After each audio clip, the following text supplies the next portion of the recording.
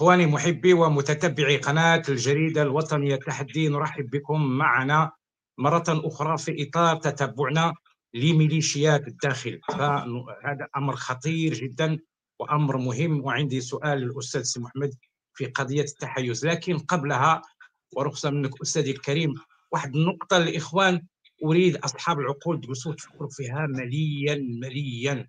ربما أنا أثرتها وأثرها بعض الإخوان ولله الحمد. تذكرون من 7 أكتوبر وحتى قبلها هذه الميليشيات التي كانت تستعمل معنى التقية، وأنا كنت قلت أنهم معممون عن بعد، أسقطوا هذه قضية حتى الشكل. الإخوان حين ترون هذه العينات ابن إيران وغيره،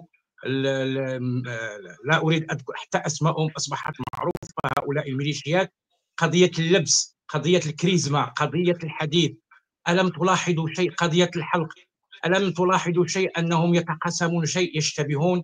أنا أتكلم عن أتباع اللات، عن أتباع حزب اللات، الحوثي، الموسوي، قضية اللبس والشكل والكلام.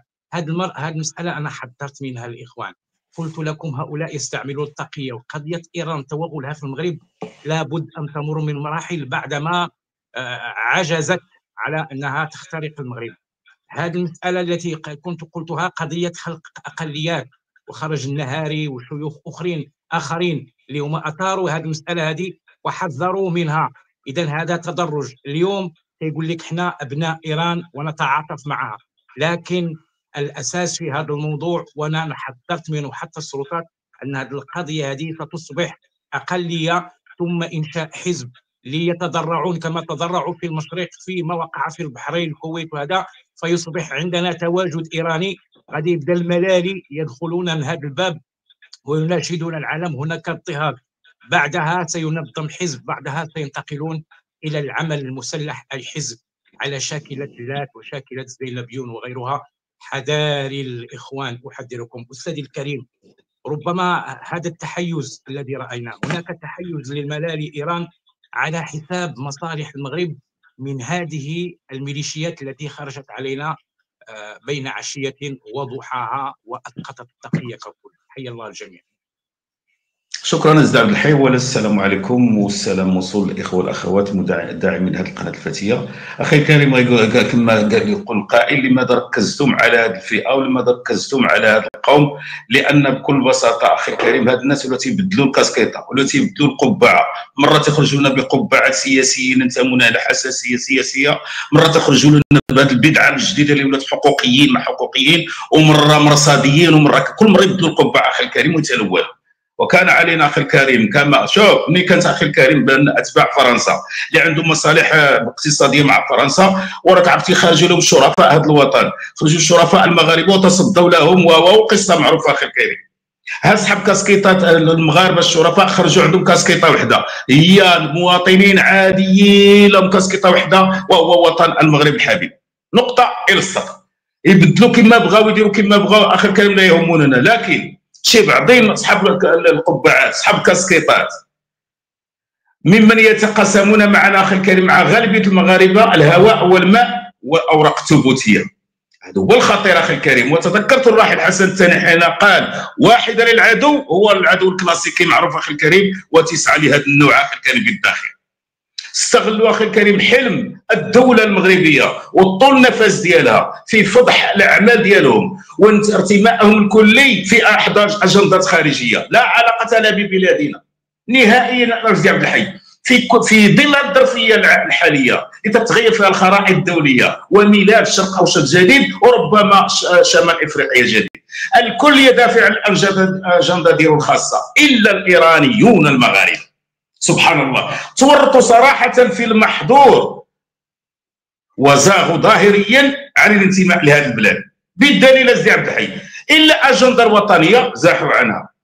ثم أخي الكريم جاهروا مباشرة بعد ردود بعض الشرفاء من الشعب، خرجوا مباشرة في مواجهة الشعب. عيني عينك، أنا مع كذا وكذا، وأنا مع إيران، وأنا مع عيني عينك.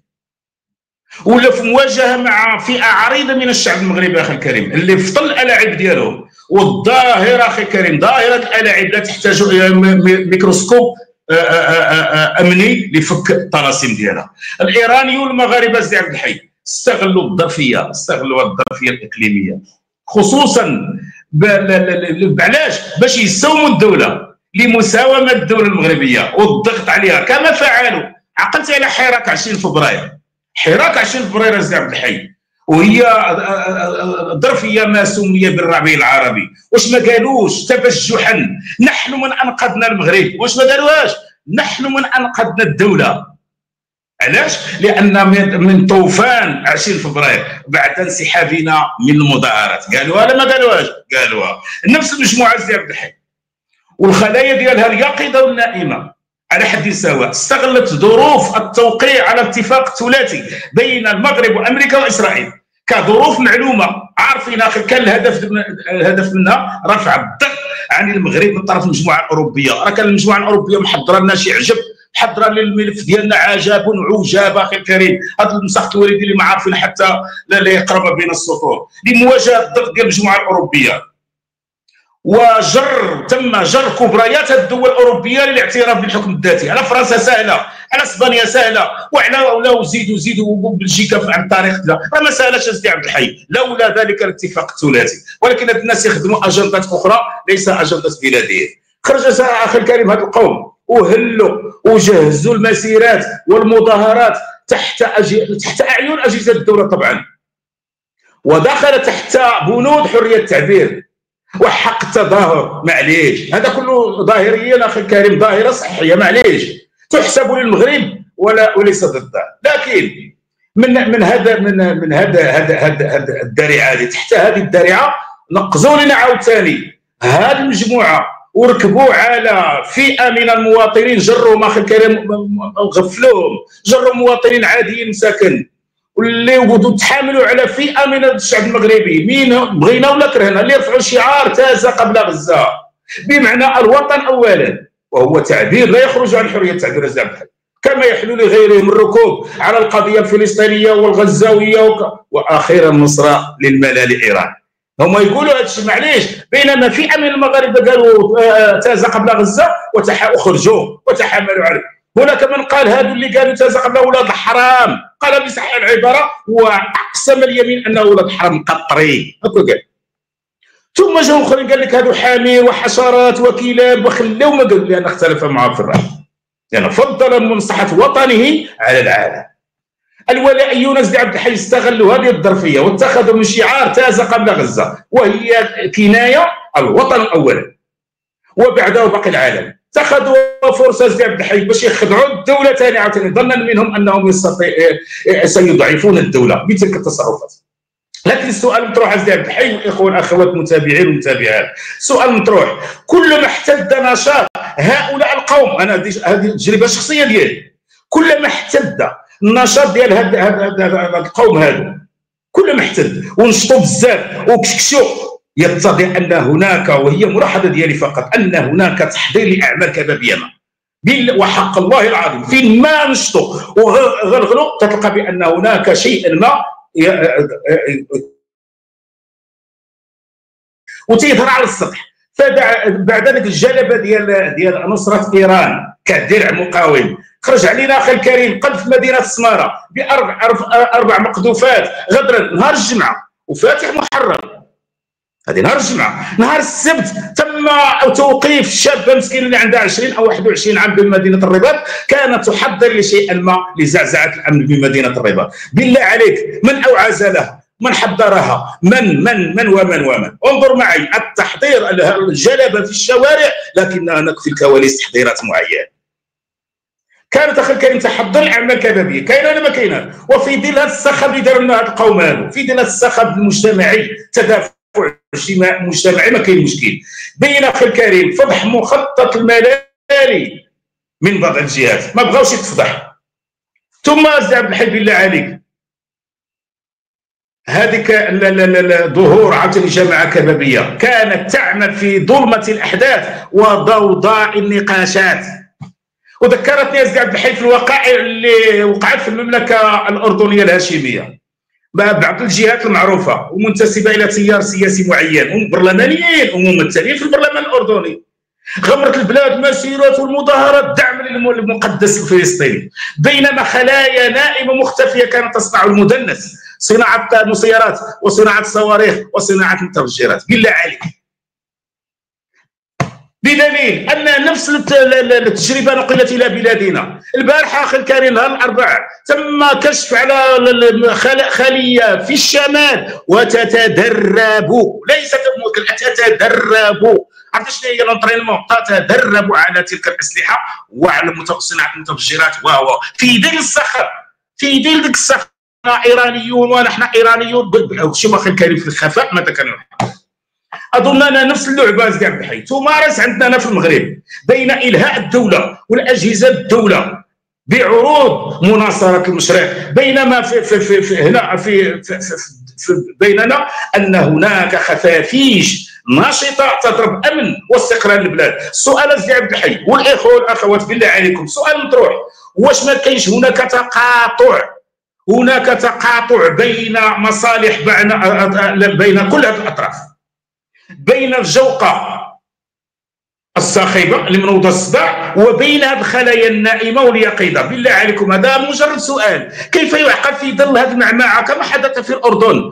من هذه المعمعه كذا تتبان بان خلايا النائمه والخلايا الفائقه والخلايا كذا كذا سواء في الشمال. شوف اخي الكريم، في الوقت اللي تتحاول الدوله المغربيه قطع ديون المد الصفوي اللي اجتاح دوله تونس وتعطي المشروع الاثنى عشري اللي تيتغلغل اخي الكريم من بغداد الى البحرين الى لبنان الى سوريا ليصل الى تندوف.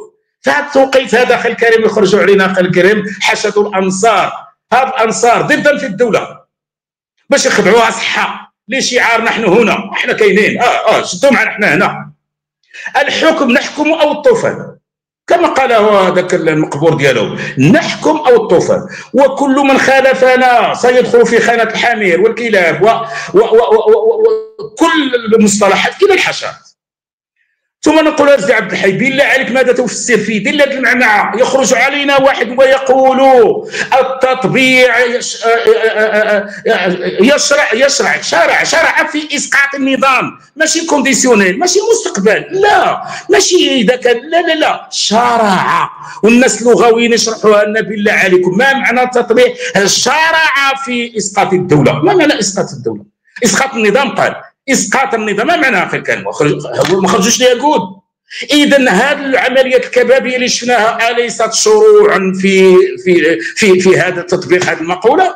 بالله عليكم انا هذا تحليل خاص ما فيها لا هذه ولا. بالله ماذا يقول في جماهير في المجمع؟ يقول التطبيع شرع، ماشي سيشرع كونديسيونيل، لا ماشي لا لا لا، شرع بمعنى بدا التنفيذ. نعسنا فقنا، اسمعنا الجماعه كبابيه في الشمال تتدرب في الجبال. بالله عليك سيدي عبد الحي وبشرفك وبشرف الاخوه المغاربه والمغربيات نقول اللهم احمي وطننا من بقايا بوحماره اللي الادعاء ديالهم الظاهرين منهم والخفيين، لان اخي الكريم الوطن قاد بالاعداء الكلاسيكيين قاد بهم، لكن هاد بوحماره اللي بين ظهراننا ويقول التطبيع شرع فعلا. فهمتش انا شرع؟ ويخرج اخر يقول لك بان من قال الوطن اول واخيرا فهو وضع حرام. نقول والله العظيم ليس وضع حرام الا مثلك، انت ومجموعتك وشلتكم انتم اعداء هذا الوطن. بالدليل سيدي عبد الحي احنا ماشي احنا اللي قلنا، المكتب المركزي ديال ديستي الذي نحييه من هذا المنبر ونرفع له القبعه اشار بان مجموعه في شمال المغرب تتدرب سيدي عبد الحي. في هذه المجموعات وظهور المجموعه هنا وذيك الفتاه في الرباط تيخرجوا عندنا الاخرين بان الكوفيات وكذا و لالهاء القوات الامنيه المغربيه كما حدث في الاردن، لنفاقوا لقوا بان هناك مستودعات ومصانع والله العظيم لن تلعبوها مع المغاربه وسيردون عليكم الحمد لله كما ردوا على بوحماره في سلف الازمان. ولك الكلمه اخي. صحيح. اعود للاخوان رجاء اللي عندهم عقول، اقسم لكم بالله هذا اللعب يتضح. انا قلت لك حيت ما لان حتى النقاش على غزه اصبح الان الملالي، اصبح ايران، لانه كانت مخنوقين في المغرب وحضرنا من هذا التنظيم. راه غادي يخرجوا لها صراحه الاخوان، غادي يخرجوا يقول لك نحن اما جمعيات ديال الشيعه هذا ونمثل كذا شيعه المغرب. اقسم بالله العظيم هؤلاء اخوان، لان قضيه كيس بالتدريج قضيه ايران ما كانش كيعرفوها المغاربه، ولكن يجسون النبض.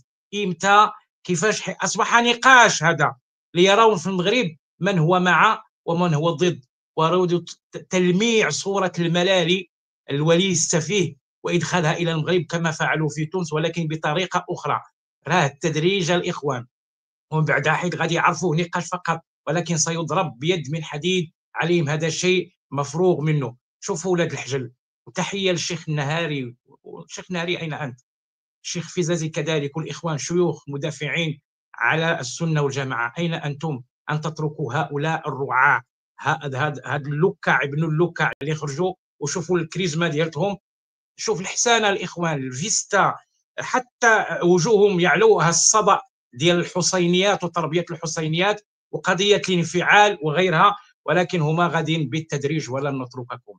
انا قلت شيء قاله الاخوان، وكان الاستاذ محمد قال لي لا. انا اقول من يقول ابن ايران يساوي ابن متعه، قلتها انا 20 يوم هذه ولا 15 يوم رجعوا. تحيه الشيخ فيزازي والاخوان، صحيح ابن ايران يساوي ابن متعه، وهذا لن يحصل في المغرب. يهيئون لحزب على شاكله الاحزاب الاخرى لانها تعثر عليهم، ولكن الان يجلسون النظر. استاذ السي محمد، والله الكلام معك ذو شجون كما يقال، لكن الاخوان حذاري، رحنا نعرفهم ونتابعهم، نخاف على هذا البلد، نخاف على شباب هذا البلد. راه هذاك ورم الاخوان عقيده، هذاك دين خالص وبشهاده العلماء وشهاده المصادر. بالله عليكم، اليس عرض رسول الله فوق كل شيء؟ هؤلاء يمسون ويصبحون على الطعن في عرض رسول الله وتكفير صحابته، ثم ياتينا ابن ايران وهذاك العوج الاخر ويقول لك لا احنا ايرانيين والبوليساريو والبوليخاريو اخوتنا. الصوره اتضحت والكره في ملعب الاحرار. ترقبونا لنا طلعات اخرى. دمتم في رعايه الله والى اللقاء.